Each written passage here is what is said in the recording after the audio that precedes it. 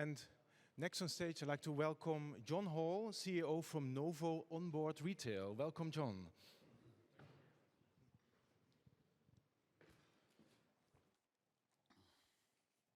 Good morning. I think you can hear me okay. Yes, I'm Jon Hall. I'm the CEO of Novo Onboard Retail. We provide a software suite to rail companies and their concessionaires to allow them to manage the onboard retail, everything from the products through to the logistics, through to the sales on board, taking payments, and also the analytics to allow you to monitor your operation and improve the processes. Over the past 10 years, probably more, our buying habits, our buying behaviors have changed dramatically. There's so many of us now expect just to be able to buy anything, anytime we like, wherever we are, via any means, whether it's our laptops, tablets, or phones, or indeed a store. And we expect those products to be delivered to wherever we decide would be preferential for us to have them delivered to. I just thought I'd put this slide up. This shows the trends in e-commerce, and that's something that we have to keep as a technology provider. We have to keep a very close eye on because we need to be able to predict the trends and then develop solutions to meet those trends generally for people's expectations in their purchasing behaviors. So you can see very clearly that, coming up to the pandemic, there was a steep rise in the use of e-commerce for purchasing. Slightly after that, obviously the lockdown was lifted, so we ended up being able to go back out to the shops. So we all went out to the shops because it was nice to have a change and do that. But you can see those ingrained buying habits started to take hold again in 2023, and we're looking at a fairly linear progression in terms of our adoption of e-commerce as we go up through 2027 and beyond. So what did we do to change our approach to onboard retail to meet those expectations of the customers? Well, first of all, we developed a pre-order website. Now, this is used a lot in the airlines. We also supply to the airlines. Not so much in rail, but this allows a customer to, when you're buying your tickets, and what better time to engage with them with your ancillary products than when they're buying tickets and planning their journey. So they can use whatever device they like, get onto the pre-order website, browse products, place their orders. They're sent to the warehouse or maybe a distribution point in one of the stations. They're packed and then delivered to the train. But we were also asked, particularly during the pandemic, to be able to deliver the products to a point within the station. So we have a customer, SSP, who have a number of outlets in the stations throughout the UK, certainly. So they were looking at having their passengers pick up their products prior to getting on the train, either at the destination or the origin. But we're retailers. I know a lot of companies think of themselves, providers think of themselves more as caterers than retailers. But at the end of the day, we've got thousands of people every day hitting our website. Perhaps we could look at selling other products other than those that you would normally put on a trolley.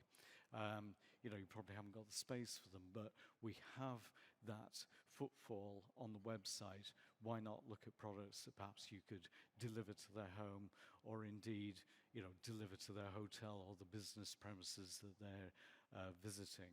It just broadens our appeal to the passengers and increases revenue. The biggest change that we're seeing in rail, and certainly in the airlines, is the at-seat ordering. So that's the ability for somebody to be able to engage through their own device at any point throughout the journey, place an order from their seat quietly, and then that order is sent directly to the host. The host picks that packages it up and delivers it to the seat, or you can pick it up from the buffet car. Um, the increase in sales is immense because we have the ability to buy something throughout the journey, not just when the trolley passes. But we should never, ever ignore the trolley. And I've got a slide which confirms that. But the trolley service is very important on a train. People like to be served. People like to buy from people. And there are those that are non-tech savvy who would really benefit from having the trolley service available. I just wanted to put this up. I put something similar up last year, but it was for an airline. We now have a little bit of data from rail. So this is a carriage. The trolley enters from either end of the carriage. The lighter squares are where we get very few sales. The darker purple squares are where we get the most sales. And why is that? It's because the trolley is approaching from the end. The people at the beginning or end of the coach, they're not ready. They're not familiar with the products. Their money's inaccessible. It's in the luggage rack above their heads, or they just haven't agreed with their partner as to what they're going to purchase. Or there's a reticence to create a fuss. And actually, I'm one of those, as Jacob would probably tell you. I don't really want to make a fuss. I don't want to stop the trolley. So the at-seat ordering would be definitely a preference for me. Or the passengers asleep, and that's probably me as well. But why do we buy? It's because others set a precedent. So if somebody else next to me buys something, I'm more likely to buy something. So as the trolley moves through the carriage, you see a greater density of purchases, and particularly around the seats. If we add at-seat ordering, we get a totally different view of the carriage. It's flattened. There are many, many more people engaging with the onboard retail service, either through pre-orders or the at-seat ordering. So those seats that were looking very vacant in terms of sales are now making much more revenue. And you can look at roughly a 25% increase in revenue from adding those two features. Just wanted to quickly talk about vending. One of our customers at Southern Irish Rail are looking at vending machines, partly because they can't get the staff. They've got a real problem with staffing, also the cost and the management of it. So they have decided to put a tender out to look for the possibility of putting vending machines in. But this is, a train is a rough old environment, particularly for these old complex machines, and they're going to take a lot of maintenance. It's not staff free. You've still got to replenish the products as they're sold. So we thought thinking about coming to this exhibition, we thought we'd just do a little survey on LinkedIn last month. And you can see clearly that the trolley is still a preference, very popular. But close on its heels is the being able to order at seat. But I was a bit surprised by people wanting to walk to the buffet car. That's the last thing I want to do, leave all my possessions behind. But it's still an important aspect of the retail process. And vending machines, yeah, that didn't work. But it might be something that comes about, and I'll go through that in a second. I said I would talk a bit about AI. AI is going to impact us all in all our lives. The true definition of AI is from Turing that can a machine communicate with a human being and the human being assume that they're talking to another human being. But that's not really what we've got. AI in today's context is more about being able to collect data from many, many sources and huge amounts of data and basically compile that and come up with an answer to our question. And probably, well, the question for the banks is how on earth can I stop the fraud and prevent fraud? Unfortunately, we know that the criminals are also using AI to work out how they can commit more fraud. So the battle goes on. But it's an important thing for the rail sector because card fraud is quite prevalent.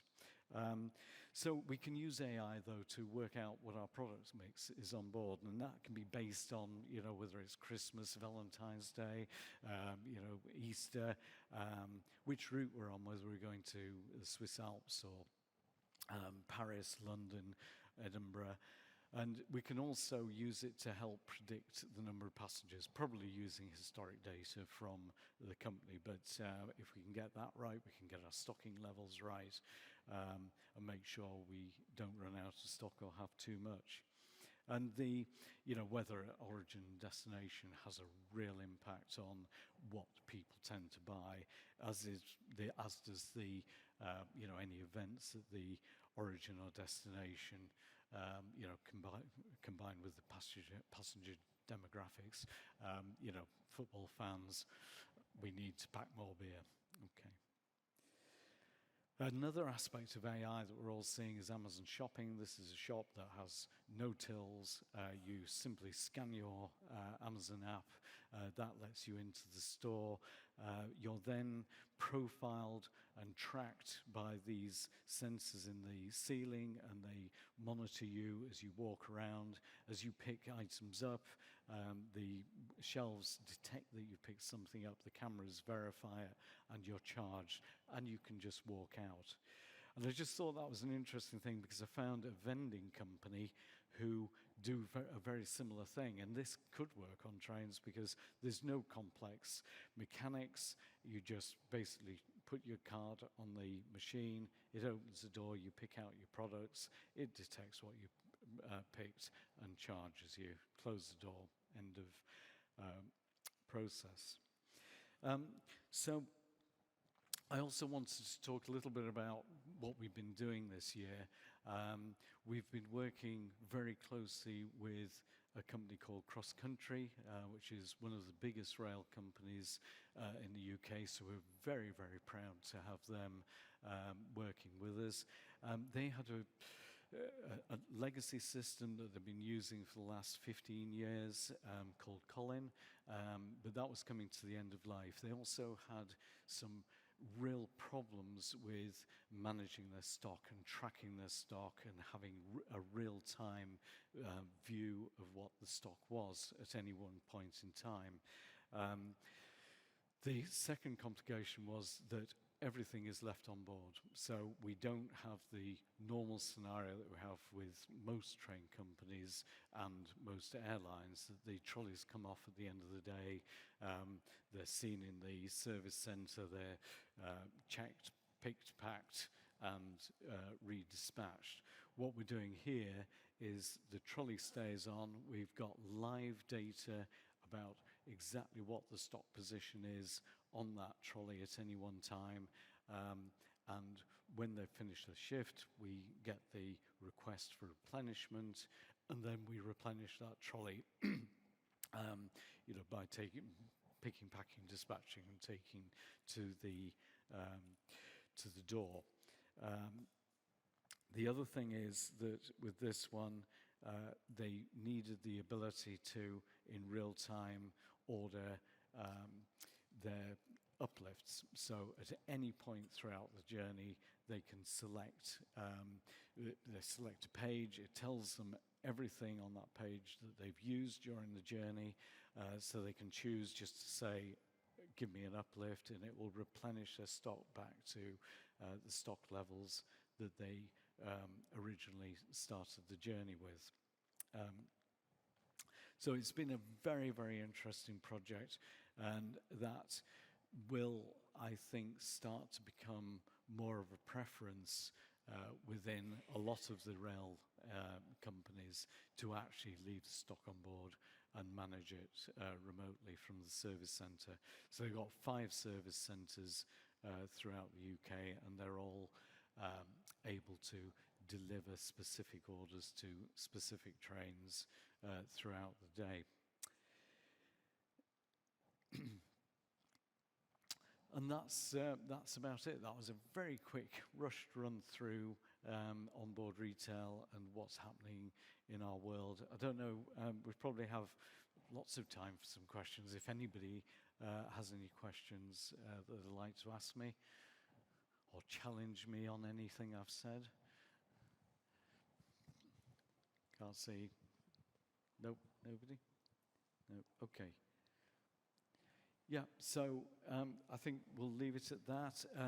We are here on a stand. We have a lot of equipment. We can give you a live demo of the system that we're using. If you have any questions or want to discuss anything of what I've spoken about during the talk, then please do come and see me. Thank you very much.